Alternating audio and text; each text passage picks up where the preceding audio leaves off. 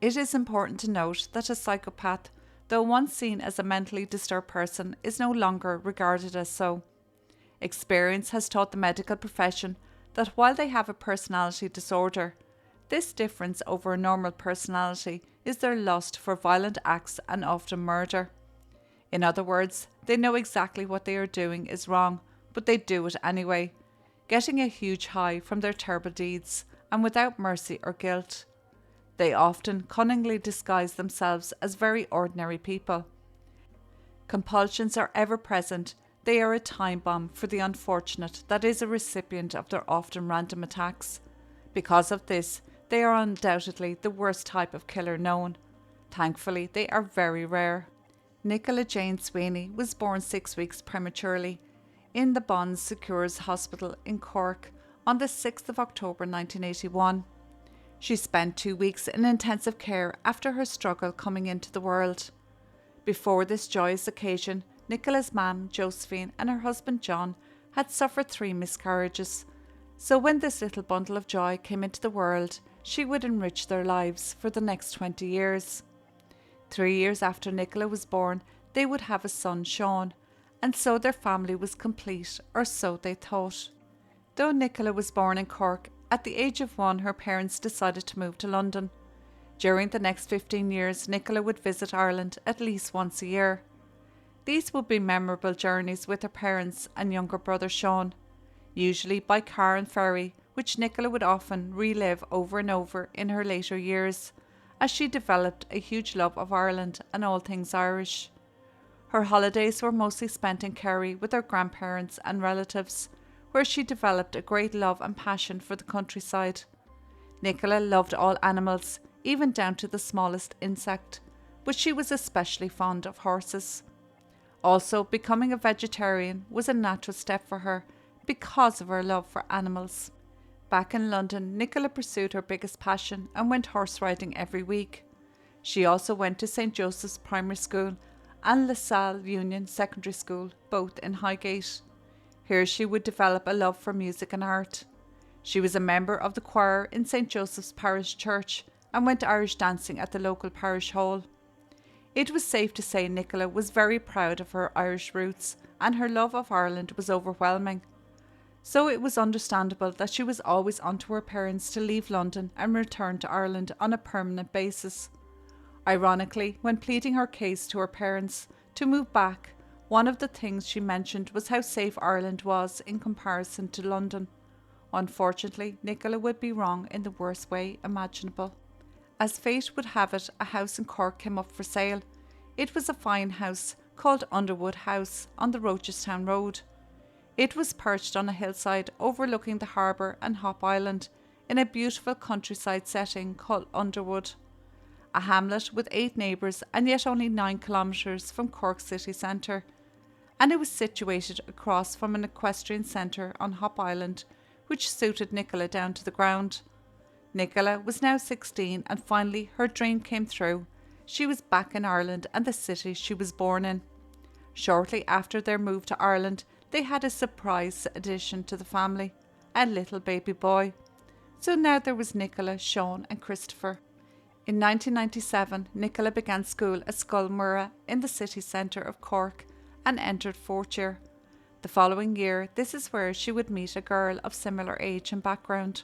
Her name was Sinead O'Leary. Sinead moved with her parents to London when she was 5 or 6, and in 1998 her parents also decided to move back to Cork.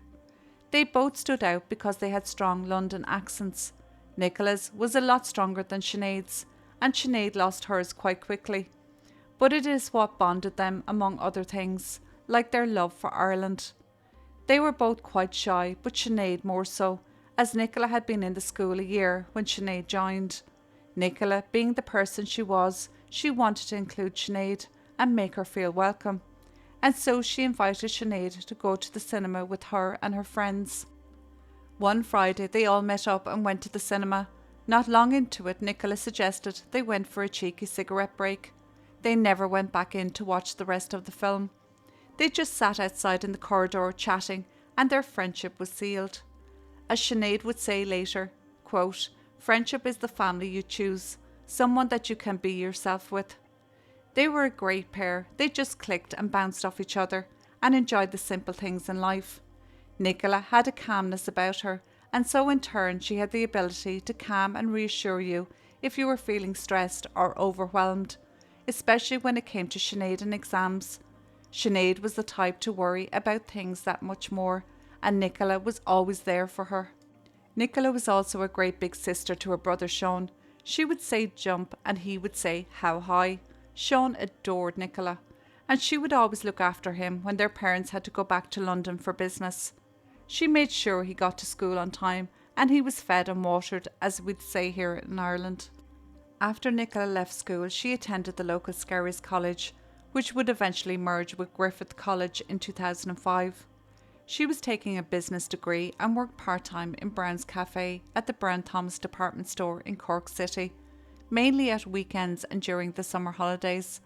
Sinead, on the other hand, went to Dublin City University to study, but the two friends always made sure to catch up when Sinead came home, with the two of them often staying at each other's houses.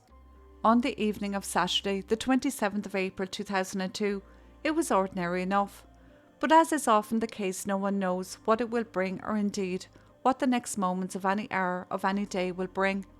Nicola, now 20 years old, arrived home from her part-time job at the cafe. She had said goodbye to her work colleagues, saying she would see them the following morning bright and early. Sadly, this would never happen. It was 7 p.m. and she was glad to be home to the peace and quiet after a long busy day. She would unwind, and later her friend Sinead would join her, promising Nicola that she would cook her a meal. They were both facing exams, and so staying in to study was on the agenda, followed by watching a video that Sinead was to bring. On arriving home, Nicola phoned her parents, who were away for the week in London with little Christopher. Sean, 17, was still at his part-time job in a nearby hotel. Nicola spoke to her mother for around 10 minutes, but promised to ring her later that evening. Sinead duly arrived that night. They had their dinner and then they sat down to study. Sean arrived home and the three conversed happily, unaware that sinister happenings were underway, that in a short time their lives would be changed forever. In a nearby pub, three young people with a demeanour for trouble, and who were doing anything but work that day, were sowing the seeds of what, for one of them, would become evil of the most unimaginable form in a very short time. The three were Barry Dolan, Stacey McCarthy and Peter Whelan. All were well known to the Gardaí. Whelan was a neighbour of the Sweeney family, but unknown to them. The 20-year-old had a history of thuggish and violent behaviour. In one particular attack, he carried out a horrendous assault along with Barry Dolan on New Year's Eve 2001. They gate-crashed a private party, and after they were made leave, they returned and attacked the young boys and girls with hurleys and bottles. Like I said, Whelan only lived yards from the Sweeney house, but did not know them. He passed himself off as an ordinary young man in the small neighbourhood of Underwood. But on this particular night in April, the three were causing trouble in a pub, being abusive and taking on a menacing demeanour. A member of the bar staff decided he had had enough and refused to serve them any more. Peter Whelan seemed to accept this, but it was merely a diversion to allow him to regroup his evil intent. Whilst the barman was off guard with his back turned and using the till, Whelan went behind the counter and attempted to smash a glass ashtray over the barman's head. Fortunately, a customer saw what was about to happen and shouted to the barman, who ducked at just the right moment, avoiding serious injury. The Gardaí were called and of course no arrests were made. None of the three were under the influence of drink, but they were warned to leave the vicinity.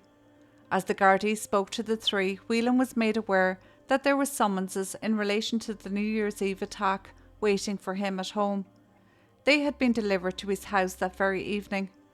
The three left and headed to Barry Dolan's house, but when they got there, Barry's mother wouldn't let Whelan or Stacey into the house.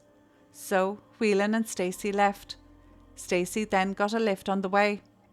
This left Whelan on his own, where he would spot a young man walking ahead of him, and with malice in mind he saw this young man as a target. Separated from his associates, humiliated in the pub when he didn't succeed in his attack on the barman, Aware that there were summonses awaiting him, he decided he was going to leave his mark one way or another. His associates, and particularly the authorities, would see what he was capable of. Something far greater than a hurley, a bottle or an ashtray attack. Fortunately for the young man he was following, Whelan decided to go to his house to get knives, and in doing so, when he entered his house, he was given the summonses straight away, and so got delayed. When Whelan finally left the house and walked along the Rochestown Road, armed with 2 knives, the young man had already disappeared. In turning back to his own house, he had to pass the Sweeney house. Despite the gates being 8 foot high, the garden walled in, and the house being 90 metres from the road, Whelan climbed over, walked up the driveway, approached the front door, but it was locked. He then made his way around the back of the house, and the door there was unfortunately unlocked. While this night was materialising for Whelan, Nichola and Sinead were in the Sweeney house. Their night was going as planned, but they had friends asking them to go out. With their study done, they decided to abandon watching the video and instead go into the city centre to meet up with these friends. They both went upstairs to get ready in Nicola's bedroom. A taxi was called to bring them into the city. Sean didn't want to spend the evening on his own, and so he planned to go to his friend's mother's 40th birthday party and was being picked up by his friend Connor. A lift was offered to the girls, but they said no as they had booked a taxi, and because they knew the driver, they didn't want to cancel and let him down. At 10:30 p.m, Nicola rang her mother to check in once more, and her mother said she'd ring her again later as she was putting little Christopher to bed. By 10:45 p.m, Sean had left, leaving the 2 girls in the house on their own, and at 10:55 p.m, Nichola and Sinead were almost ready to leave. Nicola was in her ensuite bathroom, putting final touches to her makeup, and Sinead was sitting on the end of Nicola's bed, curling her hair. As the end of the bed was facing the hallway, Sinead looked up and saw a figure standing there at the top of the stairs. The hallway was in darkness, so she couldn't make out who it was. This person said nothing as he began walking towards the open door of the bedroom where the 2 girls were. It was Peter Whelan. Sinead realised by his demeanour that he had violent intent. At this stage, no knives were visible. Sinead stood up immediately, and without a word from the perpetrator, he began to attack poor Sinead with a flurry of punches and kicks. Sinead fell to the ground and Whelan stomped on her, followed by more punches. Nicola, hearing the commotion, came out of the ensuite bathroom. Whelan, on seeing Nicola, lifted his hoodie, exposing the knives he was carrying in his belt. He then extracted one of the knives and began raining down once more on Sinead, only this time using the knife, and all the while his eyes were on Nicola as he did so.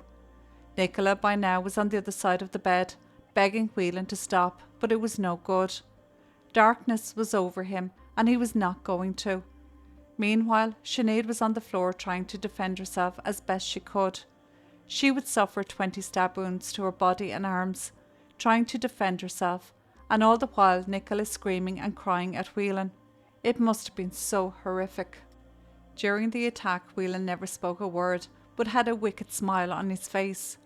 Being distracted by Nicola screaming, he then lunged at her with the other knife, as the one he had been using on Sinead had broken in her arm, as she instinctively put her arms up to try and protect herself. It was such a frenzied attack. This gave Sinead a chance to get out and get help as Nicola ran to the ensuite to safety. But unfortunately the door didn't have a lock, and so Whelan forced the door in on her, kicking a hole through the door as he did so.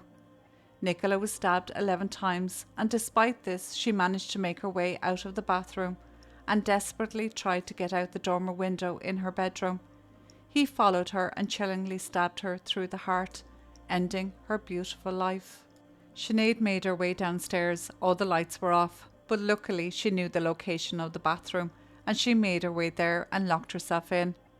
This was also made more difficult as she kept slipping in her own blood, dropping profusely on the wooden stairs, and the entire area being in darkness. It would be later revealed that Whelan turned off all the lights downstairs as he entered the house from the back door. When he was finished with Nicola, he went looking for Sinead. Descending the stairs in darkness, he searched for her but couldn't find her. Telling himself she was probably dead anyway, he made his way out the front door and home, leaving Nicola upstairs dying on the bedroom floor and Sinead locked in the downstairs bathroom, also bleeding out from her wounds.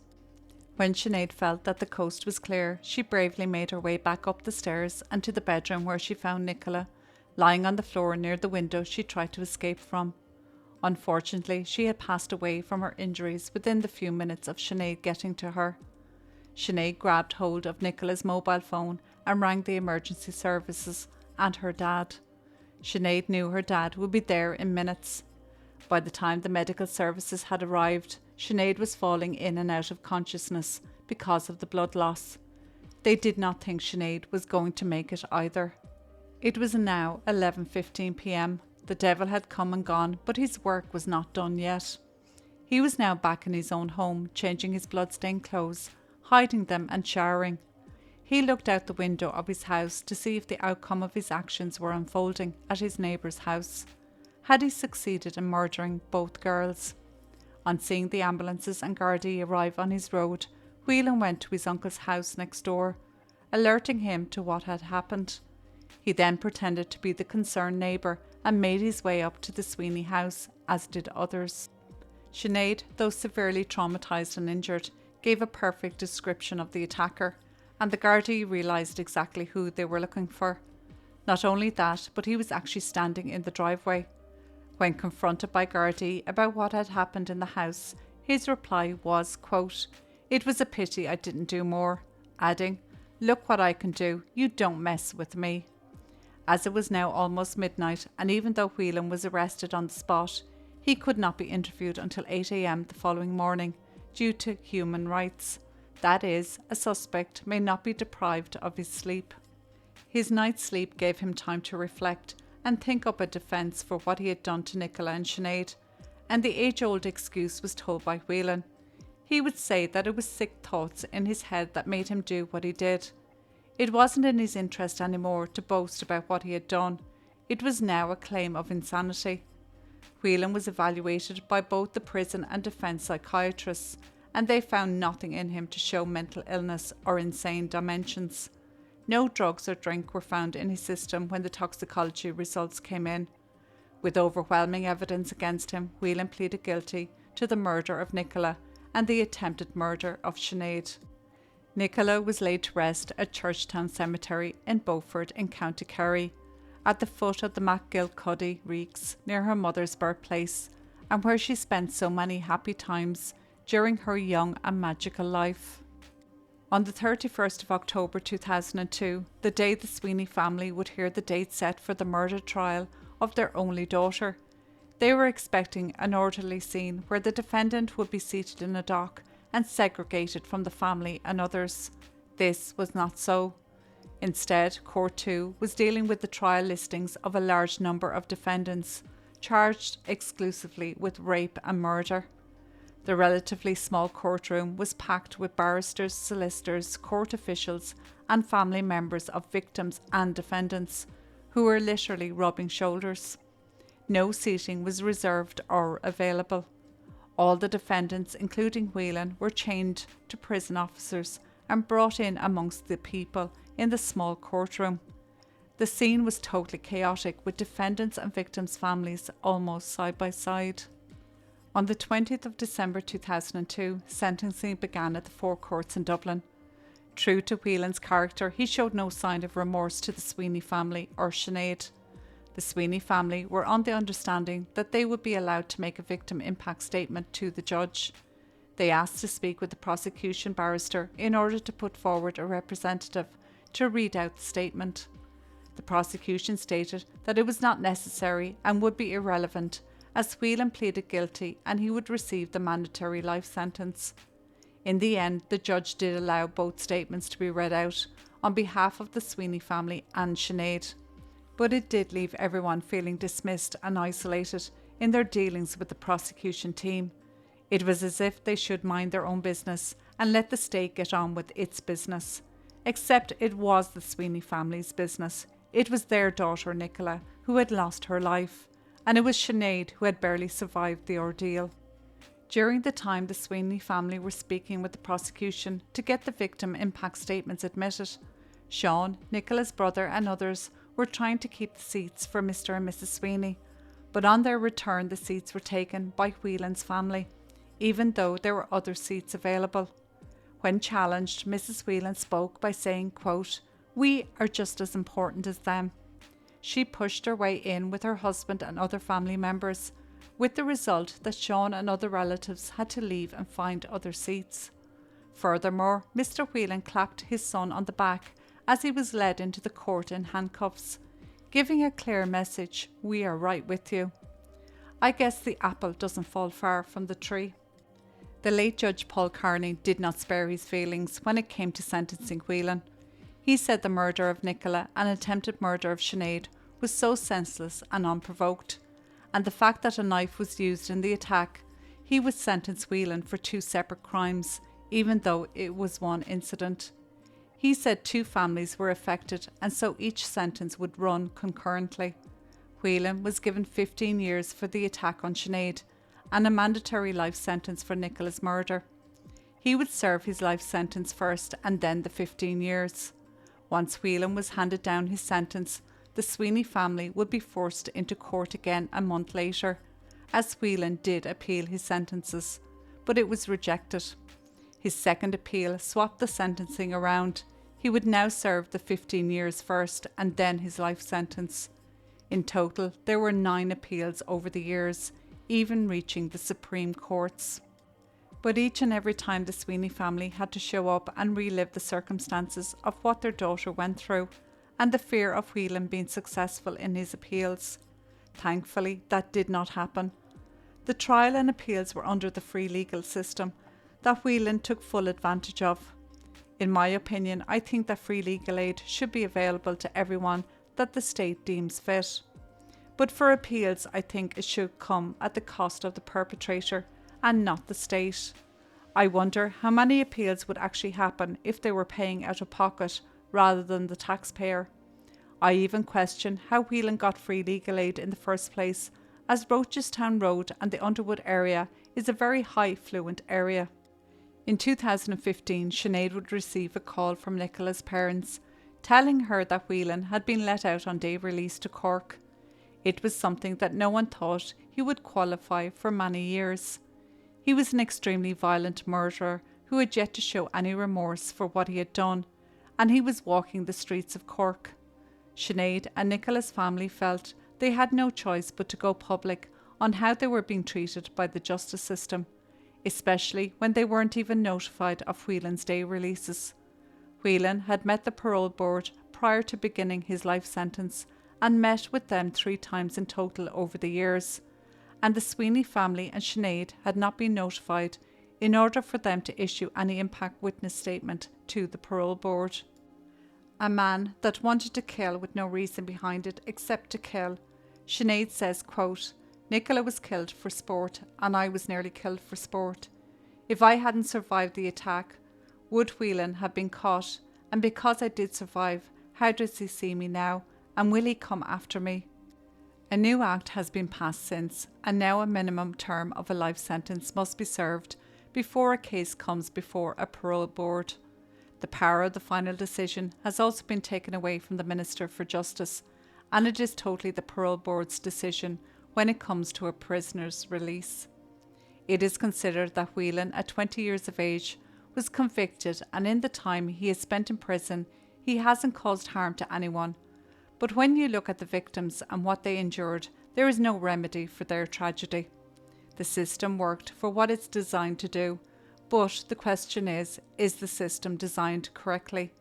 Again, it's the rights of the perpetrator that come before the rights of the victims, even the ones who survive, like Sinead did.